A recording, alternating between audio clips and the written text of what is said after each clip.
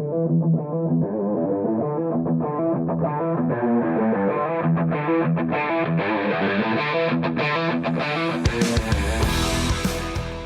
to the Automotive Diagnostic Podcast.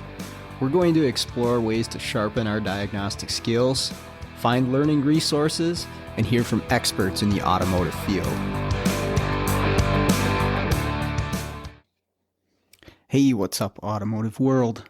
This is the Automotive Diagnostic Podcast. My name is Sean Tipping. I'll be your host today.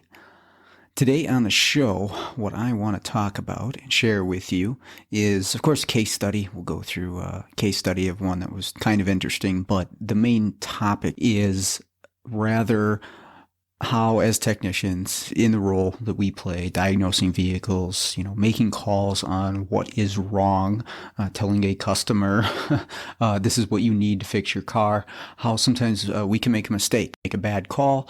We assume something, we look at something the wrong way, maybe we skip a step, we're lazy, a lot of different ways that this can happen, but we make a mistake, we make the wrong call, we tell someone or we do it ourselves. We replace the wrong part, and then we've got to go back in and try to rectify that mistake and hopefully get the chance to. But it happens to everybody. And, for anybody who says, this never happens to me, I never make a mistake, they're lying. We're all human, and none of us know all of this stuff. And definitely none of us were born knowing all of this stuff. And hey, we make mistakes. It happens to everybody. And, that's just the way life is. But what I think is important here, and what I kind of want to point out to everybody, is it is important to take something away from that. When you screw up, when you do make a mistake, how do we handle that? What do we do with it? And of course, everybody reacts to this differently. There's a pride factor to it for a lot of us when we do this, and we don't want to admit that we're wrong. It's gonna hurt our ego, and so we'll make excuses, deflect the blame somewhere else. Heck, maybe even some people might lie about it. But none of that is productive. None of that makes us better in the future. And I think that's what's important to take away from any mistake that you make with a vehicle. Heck, you could probably apply this to most things in life, but we're talking about automotive diagnostics here. One of the important things that we can take away from it is, how can we improve from this? How can we learn from this? And if you're not doing that when you make a mistake, when you screw something up, whenever that happens, if you're not looking at it from the perspective of, how can I improve myself for next time? What did I learn from this mistake that will make me better next time? Well, then the mistake really is detrimental. I mean, obviously, you're going to have to backpedal on the vehicle that you're working on, but if you're not looking at it from that perspective, it's never really going to make you any better as a technician. Odds are you're going to make that same mistake down the road again, and it's going to hurt, your relationship, with the people that you're working for or your customer, whoever. Obviously, it's going to make you look bad and waste time too. We're all trying to make money out there. We want to make the right call as efficiently as possible on every vehicle. If we're wasting time, making the wrong calls, obviously it's going to hurt our paycheck at the end of the day. So using a mistake as a learning process is so huge. And I deal with this with my students all the time. They are students. They're doing this for the first time in class, and they have no idea what they're doing, or they know very little about what they're doing and the pitfalls that they're going to encounter. And I tell all of them, you're going to make mistakes. It's going to happen. Of course, school is a low pressure area where they are allowed to make mistakes. And, I almost expect it. I almost want them to, because making that mistake, if you look at it from the right perspective and you take the right thing away from it, it's going to stick in your head. I mean, at least for me anyways, the times that I screw up, those really, really stick with me.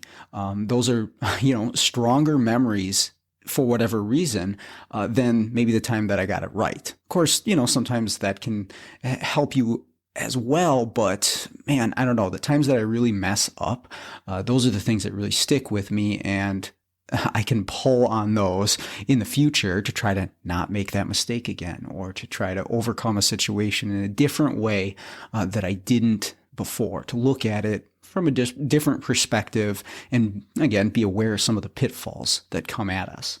And one of the other things that we can do, and the podcast honestly has really helped me out with this, is, after you do make a mistake, is to really lay out your process that you went through. Of course, this is generally referring to diagnostics, a diagnosis of a problem. But to really lay out the steps in your process and the process you used while you made that mistake. Okay. And somewhere along that path, you probably missed something. You probably did something wrong. You assumed something that wasn't correct. And to actually lay it out, even just in your mind or on a piece of paper or out loud with someone else, it can help you really pinpoint that point in the process where, okay, here's where I should have done something else. And this is a really powerful tool for anybody. Maybe you do something during the day, you mess up and you quickly move past it, or you say, okay, well, guess I should have done that differently. Let's move on. And that's the easiest thing to do, but to really take the time to break down every single step. And I realize this is time consuming, but man, is it beneficial? And again, putting these case studies into words and into notes for these podcasts that I've been making, I hope that it's, sharing information with everybody else and it's being helpful for everyone that's listening, but kind of self-serving, it's really been beneficial for me to look at my process and to look at, okay, here's where I could have done something different at this step that either would have made it more efficient or got me to the correct answer. And that's the thing, even with a diagnosis that you get right, you can look back at it and see how could this have been more efficient? How could I have gotten to the conclusion quicker? Of course, hindsight's 20/20. We can't change the past and things that have already happened, but we can do this with the intention of making future diagnosis of the same or a similar problem more efficient and better and get to the correct answer, obviously, but maybe even get there quicker. So I encourage everybody to do that and to really take that approach when you make a mistake. Because again, hey, it's going to happen. That's just the way it is. But we can learn from it. We can actually benefit from the times that we screw up. So today on the show, of course, with all that being said, I want to talk about a vehicle that I made the wrong call on because, like I said, we all do this. This happens. And I think it's a good thing to share with everybody. Here's the vehicle, and we'll go through a short case study on this because I think it, again, was pretty interesting. It was a 2009 Ford Fusion with a 2.3-liter four-cylinder dual overhead cam engine. And the shop's concern with this vehicle, or the customer concern with this vehicle, is the speedometer does not work. They said sometimes it was erratic, but the speedometer does not work. The check engine light's on. There's a P0720, which I'll cover in a moment. And they actually had this at a Ford dealership prior to the independent shop where I saw it. But at the Ford dealership, I guess they replaced some components. I wasn't exactly aware of what they were going in, but they replaced some components in an attempt to fix the speedometer issue. And they did not end up fixing the speedometer issue. They charged the customer $200 for initial diagnosis and whatever sensors they replaced. And they said, they admitted, hey, it's not working, but we need more money if we're going to dig into this more, because that was their rationale. We've done the upfront diagnosis, I guess. I don't know exactly how they approached it, but here's what you owe us. Your car's not fixed, and you owe us this much more if you actually want us to figure out what's wrong, which, I think is kind of shady, but that's the way it goes sometimes. People want to get paid for their time, I guess. And so the customer, it kind of was thinking along the same lines as me, is that's BS. I'm going to take this somewhere else. And so they took it to the independent shop that I work with, and he calls me to come in and take a look at this thing. So I come in and take a look at this, and first things first, we want to verify the concern. This was pretty easy to do. There was a P0720, which specifies that it is the output shaft speed sensor circuit or signal that is a problem.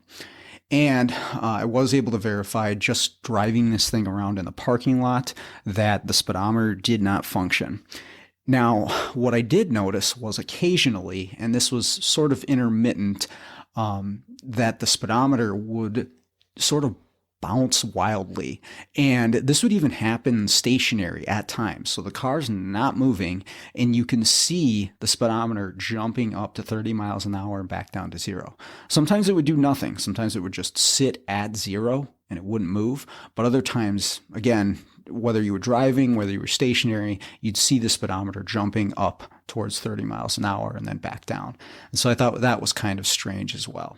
So now that I've verified the concern, I want to see what the dealership replaced, what components were replaced on the vehicle there.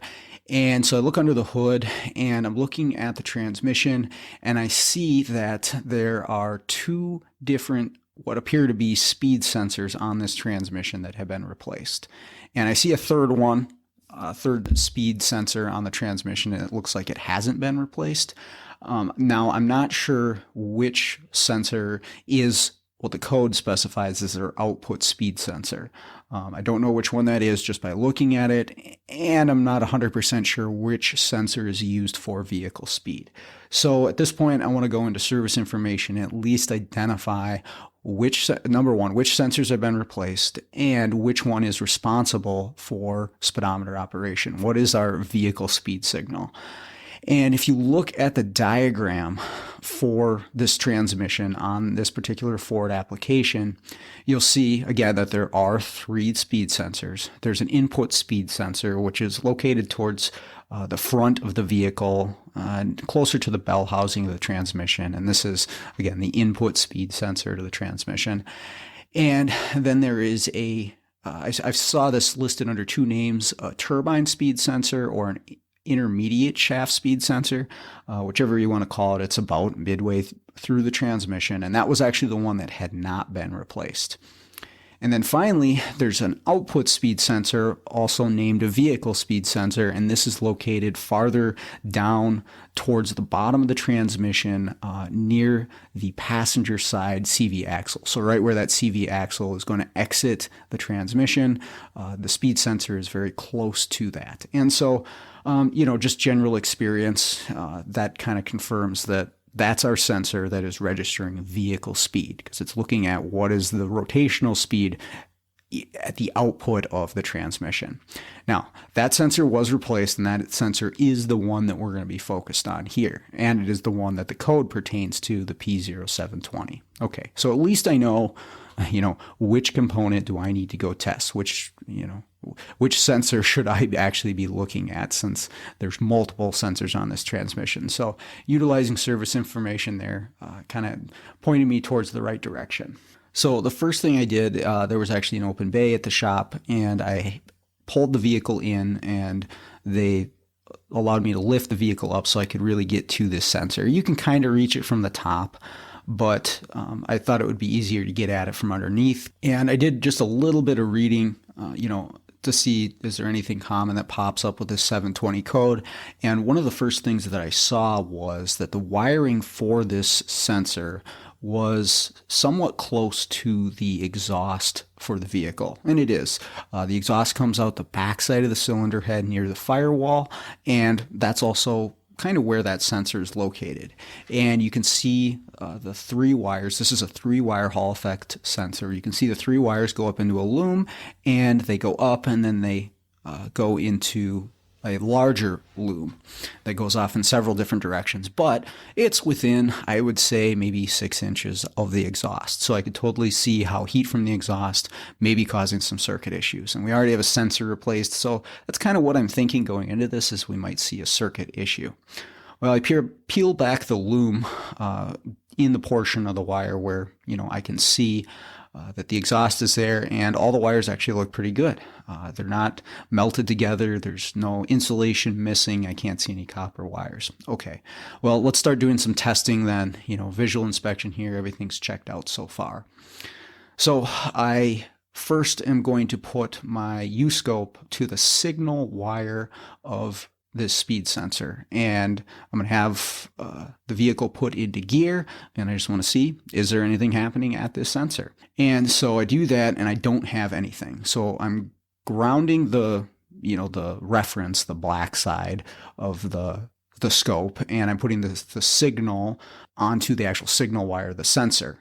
and I don't get anything. It's just basically 0 volts on this signal wire, and I'm just pierced on the wire right at the sensor itself, right on the back side. I didn't want to back probe this because I didn't want to cause, if there's a pin fit issue, I didn't want to disturb it. So I decided to pierce the wire here.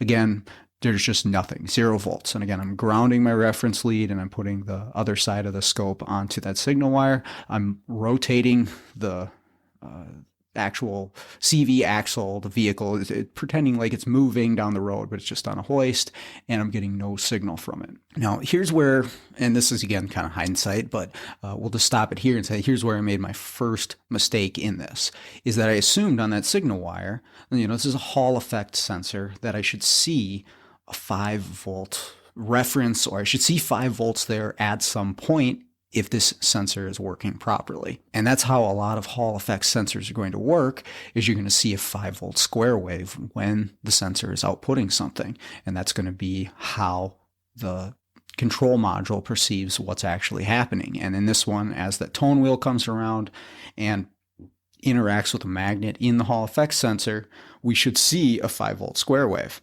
Well, I don't. I see 0, but again, I kind of made a mistake here in assuming how the circuit was set up.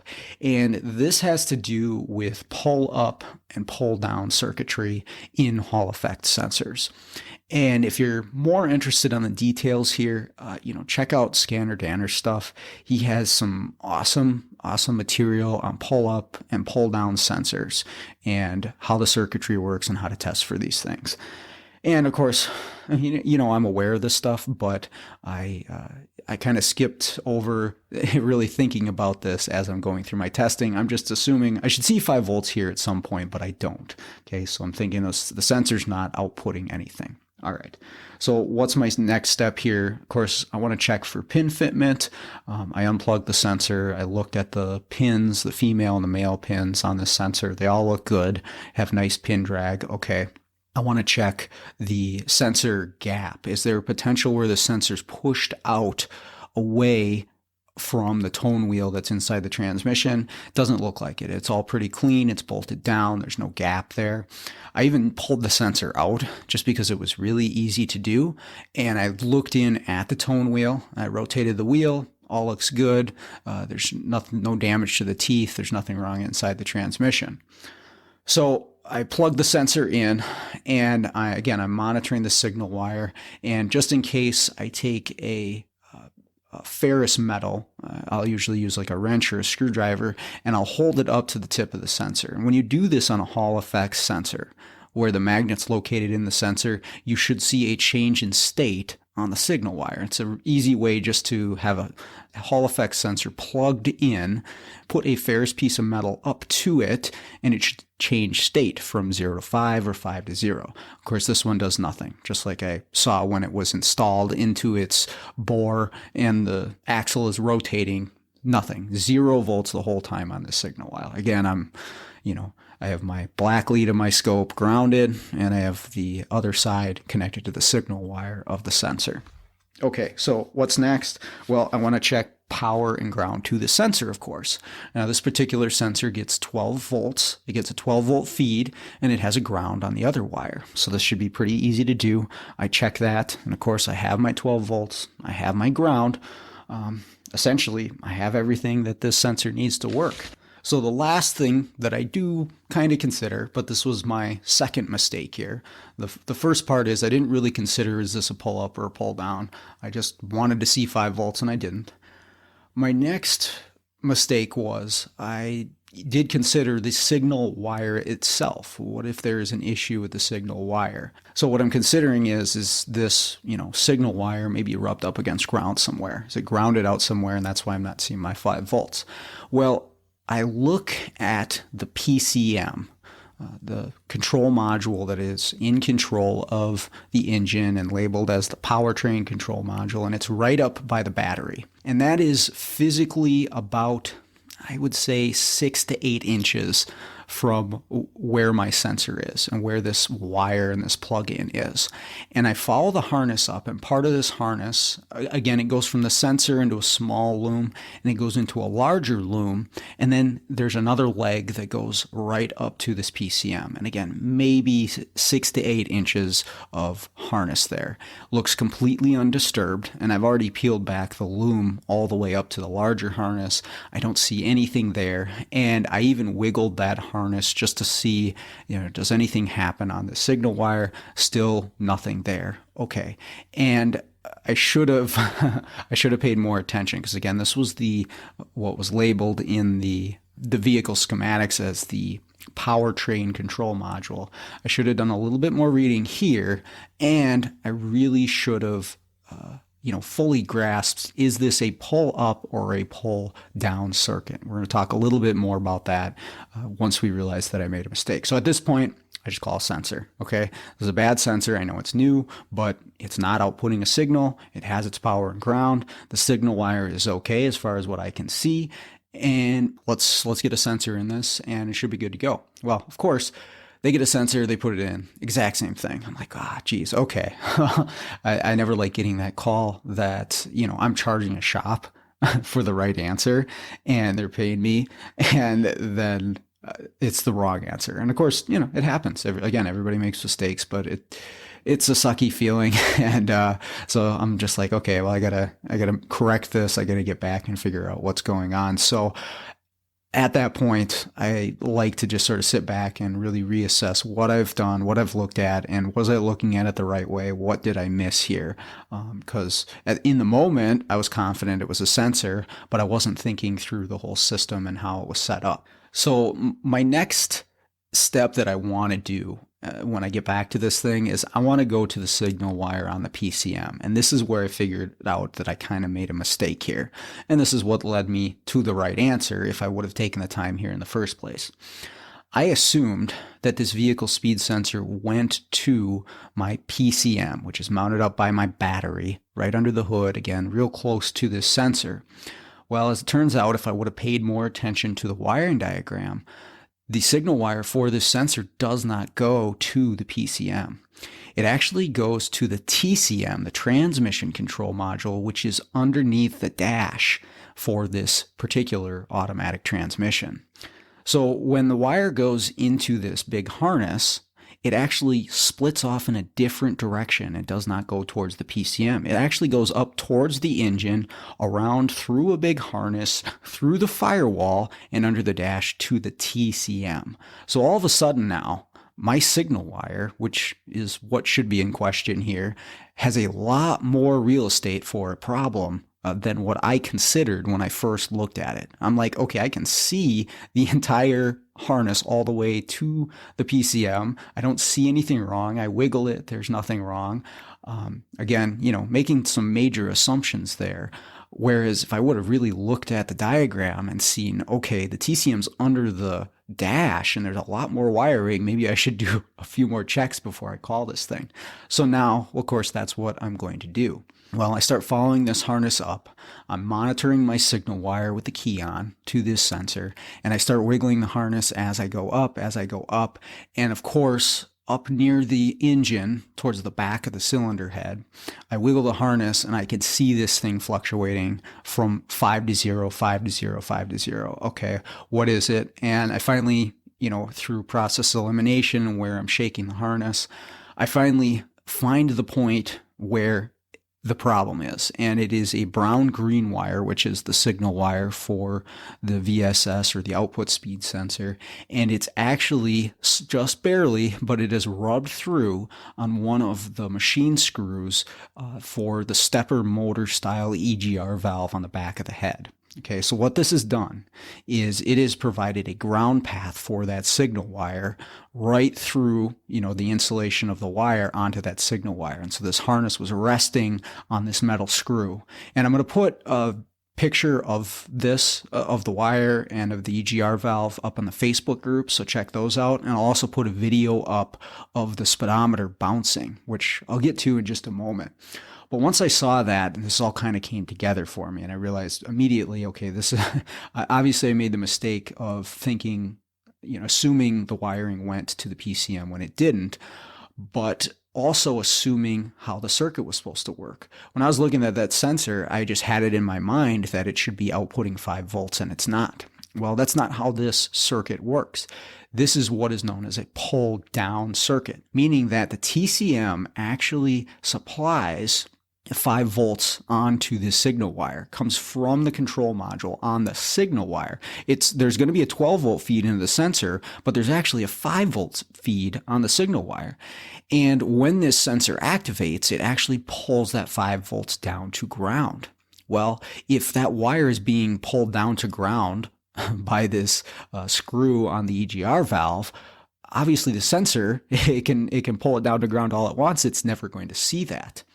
And so that was causing the vehicle speed signal to not move. Now, why did it fluctuate rapidly at times? Well, it was just barely resting on this piece of metal. So depending on the engine position, reverse, drive, maybe acceleration, maybe, depending on how much it was shaking at an idle, you could have some intermittent contact at this point. And we did. And that was the speedometer jumping up and down, because what that was doing was actually creating a square wave on that signal. And I actually have a scope capture of that I'll put on the Facebook in the Facebook group as well. Is this essentially, it's creating the 5 volt signal the speed sensor would be, and it was causing the speedometer to jump up wildly.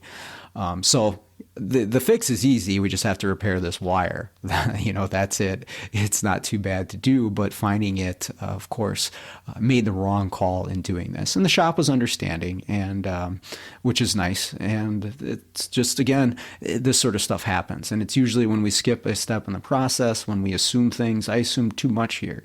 I was in a little bit of a hurry, and I didn't really think through everything before I made the call. And it's easy to do, unfortunately, but again, I want to take this, and I want to, next time I'm looking at something like that, at least consider before I make that call, okay, you're pretty confident here, but remember that one time, and remember the things that you forgot about that circuit and about how you thought that it worked when that really wasn't the case. But that is it for today. That's all I've got for you. Hopefully you found that interesting. Make sure to check out the pictures in the Facebook group. You can see the scope captures. You can see the video of the speedometer and the actual problem on this Ford Fusion. But other than that, let's all get out there and start fixing the world one car at a time.